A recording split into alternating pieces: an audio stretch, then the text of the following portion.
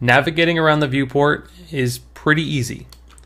So all we have to do is take our mouse cursor, move it into this viewport here of our level, and if I hold down the right mouse button, you will see my little crosshair turns into a hand, and what I do is as I move, that's gone now, I move left and right. It lets me basically move my head left and right.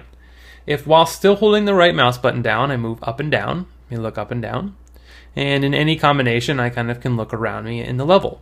So again, all I did was I was in the scene here, I held down the right mouse button, and I moved my mouse around. Now, while keeping that held down, that right mouse button, if I want to move my character, not just his head, but his physical body in a sense, we're just a camera right now, all I need to do is use it just like a first-person shooter and use WASD. So if I hit W, I'll go forward. Every time I press the W key, and remembering that I'm holding down the right mouse button this whole time. Okay? If I hit S, and the longer I hold it down, I'll move backwards. And then D will move me right, and A will move me left. The last part about that is we can use Q. If we press Q, it makes us go down. And every time I hit the E key, it makes me rise up. So using those few buttons, again, and my mouse to look around, I can fly around the level basically, looking at anything I want to look at. So take a few minutes, play with the WASD, and then Q and E to rise up and down, letting go of the right click every once in a while, holding down right click and moving, and practicing. Now, let's say that this was too fast. Let's say that I was moving around too rapidly and I wanted to look at some tiny detail and I kept kind of popping through the mesh.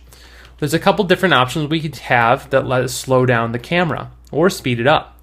So I can either click this little arrow to expand my toolbar in my viewport, which gives me more options. If you have a full screen though, all we have to do is I'm going to drag this over and you're going to see more options appear. And the last option on the list is a little camera with a 4.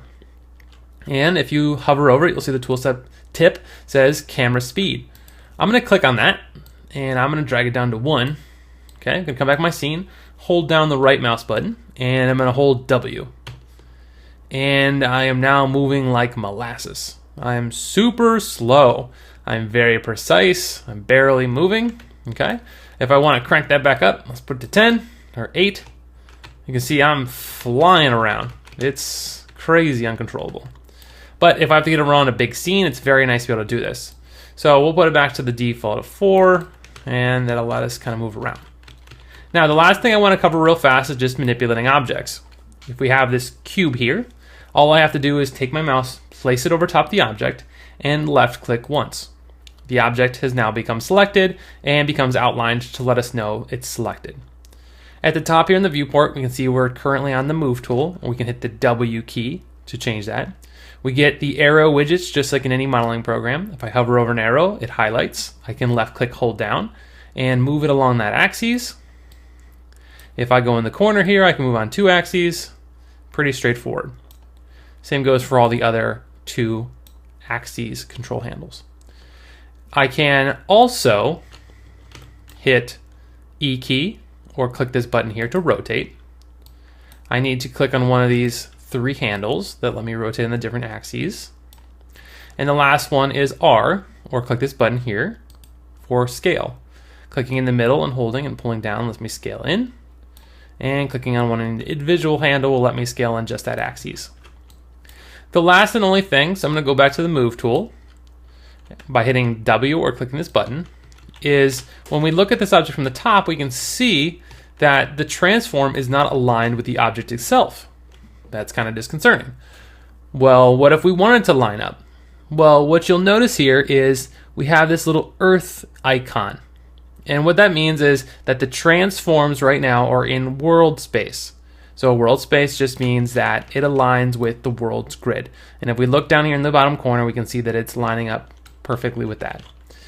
If we want to line it up with this object's local space, all we have to do is click on this little world object. Boom. You'll see it switches. And now we can move our objects around. And also when we rotate them, switching back and forth, this makes it rotating easier. So when we get into moving lights and rotating them, just know that these couple things are very handy and they're right there for us to use.